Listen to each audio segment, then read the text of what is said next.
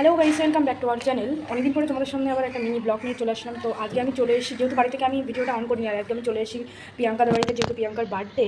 হ্যাঁ, তো ছোট্ট করে একটু সেলিব্রেট করতে যাই আমরা, ওকে না জানি। তো কী করছি সেটা তোমাদের দেখতে থাকো, বেশি কথা বলবো না, যেহেতু মিনি ব্লগ।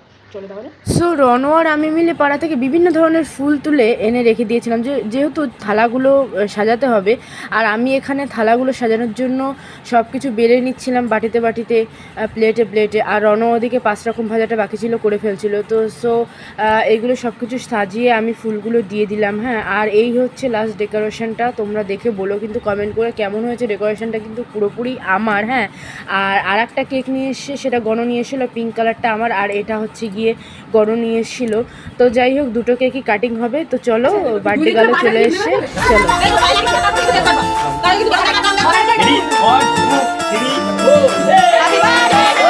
সো আজকের ভিডিও কিন্তু এই পর্যন্তই।